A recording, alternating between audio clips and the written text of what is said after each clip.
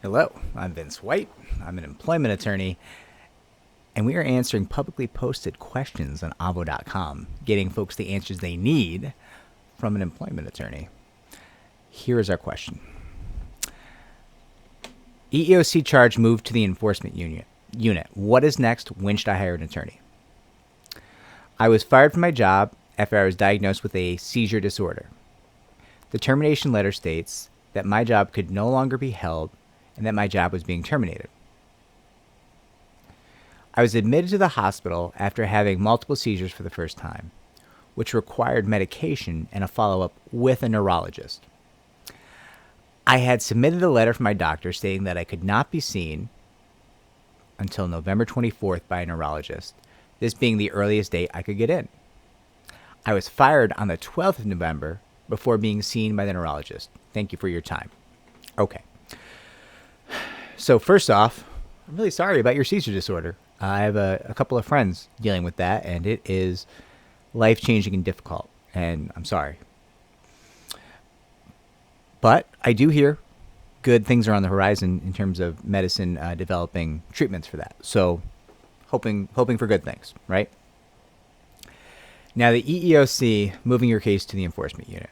This means that the EEOC was not really able to settle your case, to take it to mediation for one reason or another.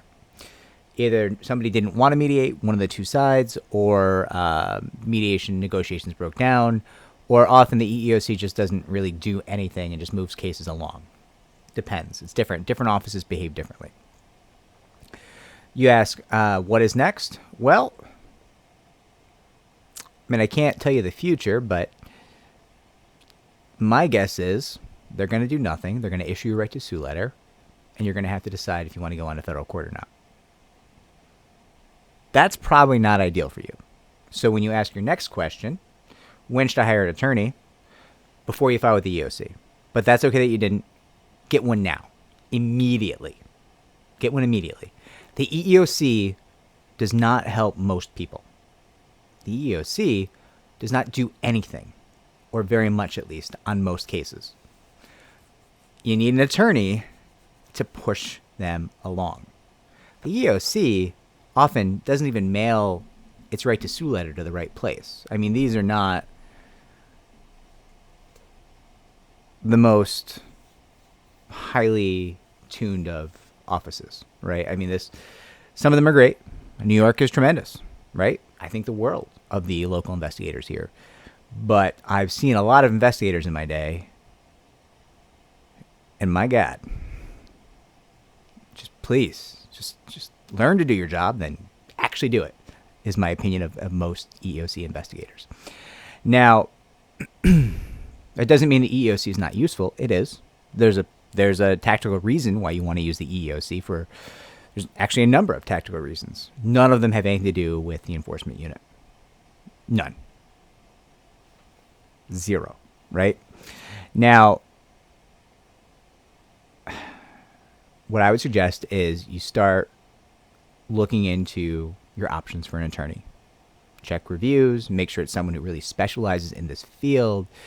Get everything documented into a packet that you can share with the attorneys. Schedule a couple of free consultations.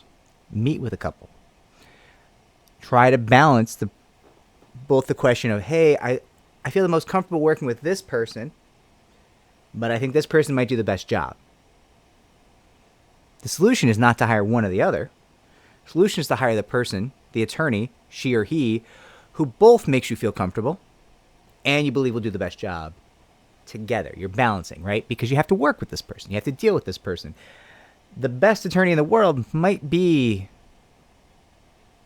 kind of a jerk. She or he might be a lunatic who only knows how to fight with people. Great at her or his job, right? But really hard to work with. Make your life a nightmare. Could make things really hard for you, right? So you got to balance it. You do. You have to be comfortable working with a person and believe that they're going to add enough value and reduce enough risk in your case that they're worth their contingent percentage. They're worth what they're going to charge you, right? When they end up getting you money, hopefully, right? Never any guarantees. Can't guarantee a win in this field. But when they get you money, if they get you money, they're going to take a percentage. And I want you to feel like, hey, that was worth it.